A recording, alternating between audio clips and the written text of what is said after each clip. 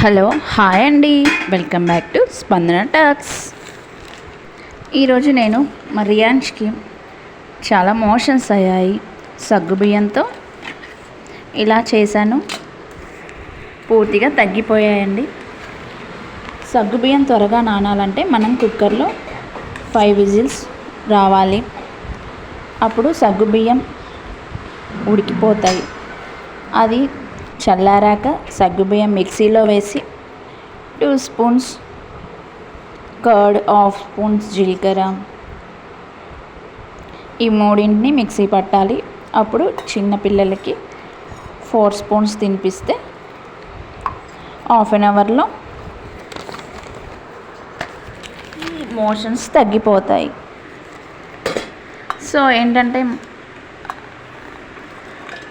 కొంచెం వీడియో చాలా తక్కువైంది, నేను చెప్పడం లెంత్ ఎక్కువైంది, నేను మాటలు చెప్పడం.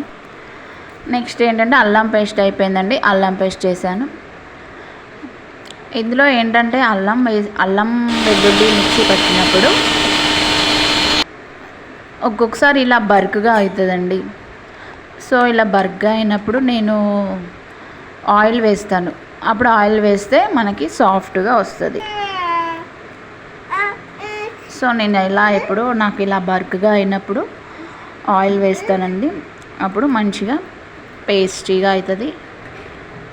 అల్లం పేస్ట్ చాలా టేస్టీగా కూడా ఉంటుందండి ఆయిల్ వేస్తే. సో పేస్ట్ రెడీ అయిందండి.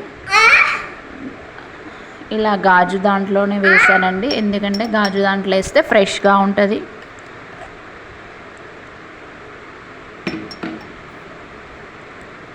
మీది కూడా ఎప్పుడైనా ఇలా బర్క్గా వచ్చినప్పుడు ఆయిల్ వేసి చూడండి, అప్పుడు మీకు తెలిసిద్ది. సో నేనైతే ఇలా ట్రై చేశాను, చాలా బాగా వచ్చింది, పేస్టీగా వచ్చింది. సో మాకు కమెంట్స్ చేయండి, లైక్ చేయండి. Thank you, bye bye.